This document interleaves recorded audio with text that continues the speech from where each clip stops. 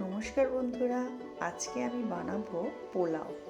তার জন্য আমি একটু চাল নিয়ে নিয়েছি, যেটাকে আমি ধুয়ে রেখে দিয়েছি।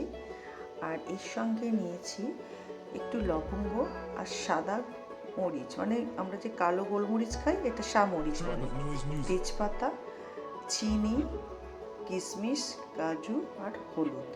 আর কিচ্ছু লাগবে না। আর কড়াইতে আমি তেল দিয়ে দিয়েছি, তেলটা গরম হচ্ছে।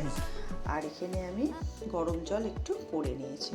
প্রথমে তেলটা গরম হলেই তার মধ্যে তেজপাতাটা দেব, লবঙ্গ দেব আর এই সামরিচ কটা দিয়ে দেবো। তেলটা এখনো যদিও গরম হয়নি, তো দিয়ে দিলাম। এটা যখন গরম হয়ে যাবে, গরম হয়ে গেলে তখন আমি চালটা দিয়ে একটু নেড়ে নেব। এগুলো সব ফুটে গেছে, এবার আমি চালটা এর মধ্যে দিয়ে দিই। চালটা দিয়ে ভালো করে এইভাবে নাড়তে হালকা একটু ভাজা ভাজা করে দেবো, বেশি না, হালকা একটু ভাজা ভাজা হবে। এটা বেশি হয়ে যাবে, চালগুলো একটু সাদা সাদা মতো হয়ে যাবে। এটা আমি নিয়েছি গোবিন্দভোগ চাল। চালটা ভাজা ভাজা হয়ে এসছে মোটামুটি। এইবার আমি যে পরিমাণ চাল নিয়েছিলাম সেই পরিমাণ তার ডবল জল দেব। মানে আমি এতটা চাল নিয়েছিলাম, এরকম ডবল জল দেব।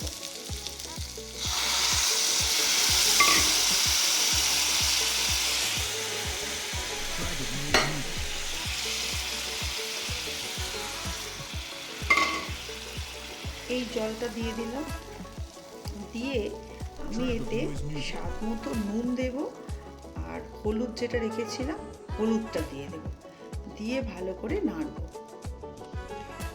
হলুদটা দেওয়া হয়ে গেছে, নুনও দিয়ে দিয়েছি। এবার এটাকে একদম স্লো করে দেবো, গ্যাসটা করে দিয়ে এটাকে ঢাকা দিয়ে রেখে দেবো। মাঝে মাঝে দেখতে হবে, এবং যখন দেখবো অর্ধেক সেদ্ধ হয়ে গেছে তখন এই কাজু বাদাম, কিশমিশ আর এই মিষ্টিটা দিয়ে দেবো।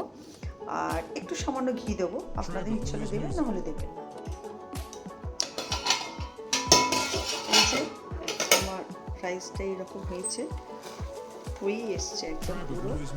এরপরে আমি এর মধ্যে দিয়ে দেব কাজু, কিশমিশ আর চিনি। মিষ্টিটা আপনাদের মতো করে দেবে, আমি দিয়েছি কারণ আমার ছেলে একটু মিষ্টি কম খেতে চায়।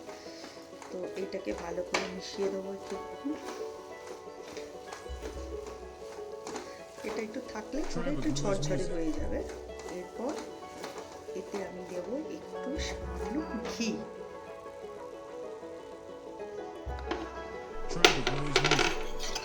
সামান্য ঘি নেব, এতটুকু, হাফ চামচেরও কম। এই ঘিটা আমি এখানে দিয়ে দেবো।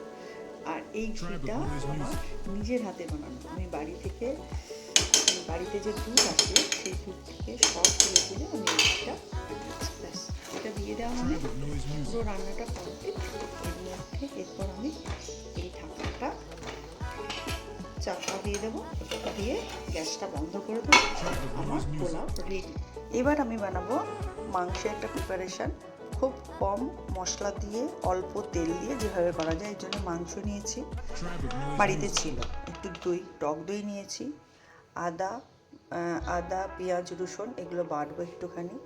এখানে একটু গরম মশলা, সমস্ত গোটা মশলা নিয়ে নিয়েছি, দুটো লঙ্কা, ধনে গুঁড়ো, জিরে গুঁড়ো, এটা হচ্ছে ঝাল লঙ্কা, এটা হচ্ছে কাশ্মীরি মির্চ গুঁড়ো, এটা হলুদ আর গরম মশলা। এই সবগুলো আমি এই মাংসর মধ্যে মেখে, আর এই আদা পেঁয়াজ রসুনের পেস্টটা সবগুলো মেখে আমি 15 মিনিটের মধ্যে একটু ম্যারিনেট করে রেখে দেবো। এই যে আদা পেঁয়াজ রসুনের বাটাটা দিয়ে দিলাম, দিয়ে আর এই যে মশলাগুলো দিয়েছিলাম এই সব মশলাগুলো এর মধ্যে ঢেলে দিলাম। শুধু নুনটা বাকি রাখবে, ওটা আমি যখন কষবো তখন নুনটা দেবো। এইটা দিয়ে ভালো করে এদের মেখে নেবে।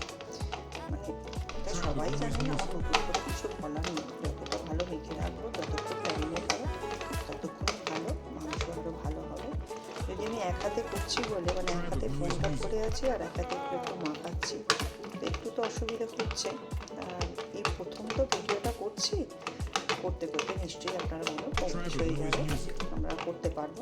পরের ভিডিওগুলো হয়তো আরও ভালো হবে, এখন এটা অতটা ভালো হচ্ছে না। তো এইভাবে আমি সবটা কিনে নিলাম, কিনে এটা আমি মিনিট, 10 থেকে 15 মিনিটের মধ্যে রাখবো। রাখার পর আমি আবার রান্না করব। এবার বানাচ্ছি চিকেন। তো আগেই তো বলে দিয়েছি চিকেনটা বানানোর জন্য এটা ম্যারিনেট করে রেখেছি। এই যে এবার আমি এখানে যে গোটা গরম মশলা ছিল সেগুলো দিয়ে দেব। এই যে গোটা গরম মশলাটা দিয়ে দিচ্ছি। গোটা গরম মশলা, এই যে গরম মশলা ফোড়ন দিতে যেটুকু তেল লাগে আমি এইটুকুই কিন্তু তেলে পুরো মাংসটা রান্না করবো। আমি কিন্তু আর কোনো তেলই দেবো না। তখন আরেকটা কথা বলা হয়নি, যেটা হচ্ছে আমি একটু টমেটো কেটে রেখেছি, এই টমেটোটা দিয়ে দেবো। এইটা যখন একটু ভালো স্মেল এসে গেছে এবার আমি টমেটোটা দিয়ে দেবো। টমেটোটা দেওয়ার পর টমেটোটা একটু সব নেড়ে চেড়ে নিয়ে একটু হালকা হালকা নাড়াচাড়া করলে একটু সাদা সাদা হয়ে যাবে। দেখুন টমেটোটা পুরো ভাজা মতো হয়ে গেছে। এবার আমি কী করবো, এই যে ম্যারিনেট করা চিকেনটা সবটাই আমি একটু ঢেলে দেবো।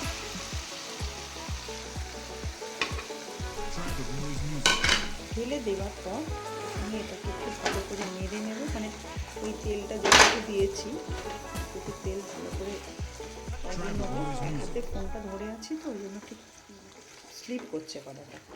এবার এইটা নেড়ে দিয়ে এতে আমি একটু নুন দেব, দিয়ে আর ঢাকনাটা চাপা দিয়ে দেবো। এটা কিন্তু দমে হবে, এটাকে বলা হয় দম চিকেন। দেখুন ভালো করে নাড়িয়ে দিলাম, দিয়ে ফুটছে। এবার এটাকে যে ঢাকা দিয়ে দেবো 5-6 মিনিট পর একবার এটাকে খুলে দেখবো। এতটা জল বেরিয়েছে দমে রাখার পর, আর কিছুই আমি এতে দেবো না, যেমন মশলাতে তেমন।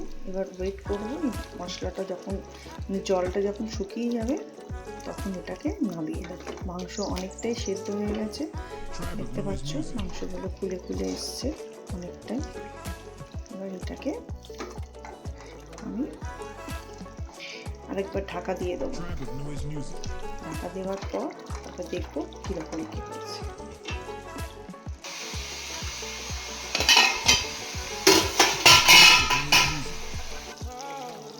আমার তৈরি দম চিকেন। দেখুন এতে কিন্তু তেল বেরিয়েছে। এই যে ব্যাস দম চিকেন হয়ে গেল। এইভাবেই কম তেল দিয়ে আপনারা কিন্তু চিকেন তৈরি করতে পারবেন, এতে কিন্তু খারাপ হয়নি। কেমন দেখতে লাগছে বন্ধুরা চিকেন? তাহলে এই আজকে আমাদের লাঞ্চ তৈরি হয়ে গেল, পোলাও আর দম চিকেন। যদি আপনাদের ভালো লাগে করে দেখবেন, আগে খেয়ে দেখবেন, তাহলে একটু লাইক করবেন, সাবস্ক্রাইব করবেন। সবাই খুব খুব ভালো থাকবেন। নমস্কার।